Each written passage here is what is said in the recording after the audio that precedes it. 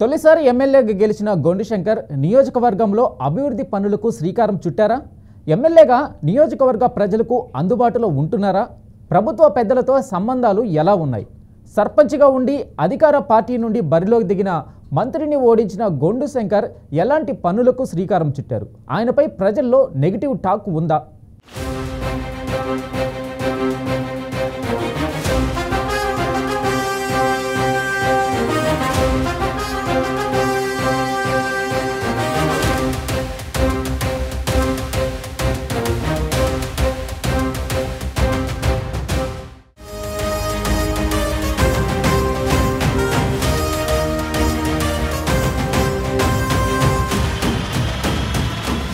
సర్పంచ్గా ఉండి ఏకంగా ఎమ్మెల్యే సీటు కొట్టేసిన గొండు శంకర్ సీనియర్ మంత్రిగా ఉన్న ధర్మాన ప్రసాద్ను మట్టి కరిపించారు. 2024 ఎన్నికల్లో టీడీపీ నుండి ఎమ్మెల్యేగా విజయం సాధించి తొలిసారి అసెంబ్లీలో అడుగుపెట్టారు. అయితే ఎన్నికల ప్రచారంలోనే నియోజకవర్గ ప్రజల మనసును దోచుకున్నారు శంకర్. సర్పంచ్గా ఉన్న శంకర్కు ఏకంగా ఎమ్మెల్యే టికెట్ ఇవ్వడంతో అప్పుడే ఆయన గెలుపు దాదాపు ఖాయమైందని టాక్ వెలువడింది. అంతేకాదు ఎన్నికల సమయంలోనూ యువతకు ప్రత్యేక ఆకర్షణగా నిలిచి అందరితో మమేకమయ్యారు.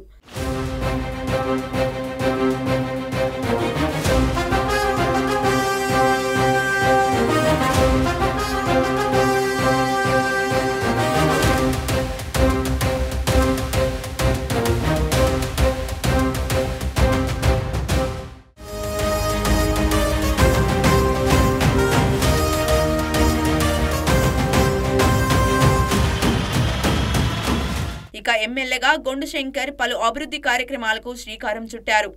సొంత ఖర్చులతో అన్నా క్యాంటీన్ ద్వారా పేదలకు ఉచిత భోజనం పెడుతున్నారని నియోజకవర్గ ప్రజలు ఆయన అనుచరులు చెబుతున్నారు. 80 లక్షల సాగునీటి కాల్వలు మరమ్మతులు చేయించి పంటలు పండించే విధంగా చర్యలు తీసుకుంటున్నారు. కోడి రామ్మూర్తి స్టేడియం ఆధునీకరణ పనులకు శ్రీకారం చుట్టారు. కళింగపట్నం లిఫ్ట్ ఇరిగేషన్ ద్వారా సాగునీరు అందించే ప్రయత్నం చేశారు. మత్స్యకారుల వలసల నివారణకు ప్రత్యేక చర్యలు తీసుకుంటున్నట్లు చెబుతున్నారు.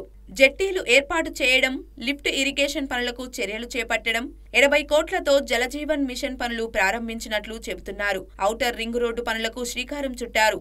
200 కోట్లతో పారిశుద్ధ పనులు, డ్రైనేజీ వ్యవస్థలు ఏర్పాటు చేస్తున్నామంటున్నారు. కూటమి ప్రభుత్వం ఏర్పాటైన తర్వాత రైతులందరికీ సాగునీరు అందాలనే ఉద్దేశంతో మొత్తం మా ఆర్ఎంసీ కానీ బైరుదేశగడ్డ కానీ అలాగే నారాయణపురం కాలువలన్నీ విజిట్ చేసి అడ్డంకులన్నీ తొలగించి ప్రభుత్వం తక్షణ నిధుల నుండి 80 లక్షలు శాంక్షన్ చేయించి గౌరవ రాష్ట్ర మంత్రివర్యులు అచ్చెన్నాయుడు గారు అలాగే కేంద్ర మంత్రి రామ్మోహన్ రెడ్డి గారు అంతా రివ్యూ పెట్టి అవన్నీ చిన్న చిన్న రిపేర్లు చేయించి సాగునీరు అందించాం. రైతులందరికీ టైలాండ్కి నీరు వెళ్ళింది. ఈవేళ పంటలు బాగా పండాయి, అందరూ సంతోషంగా ఉన్నారు. ఇది మొదటిది. రెండవది, మేము వచ్చిన వెంటనే కోడి రామ్మూర్తి స్టేడియం పనుల్ని టెండర్ ఖరారు చేసి పనులు మొదలుపెట్టి ఈరోజు 2 స్లాబ్లు వేసి ప్లాస్టింగ్స్ అన్నీ చేసుకుంటున్నాయి. అది నడుస్తుంది.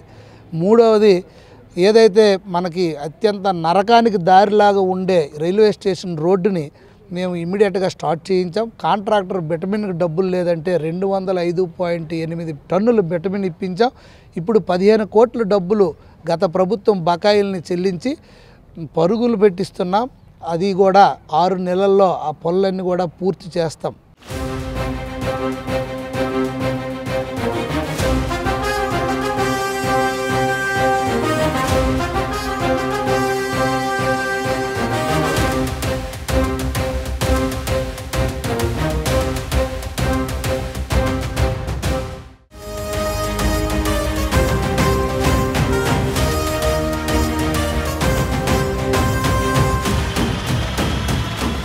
గొండు శంకర్ కొత్తగా ఎమ్మెల్యేగా ఎన్నికైన నేపథ్యంలో ఆయనపై ఎలాంటి అవినీతి ఆరోపణలు లేవంటున్నారు స్థానికులు.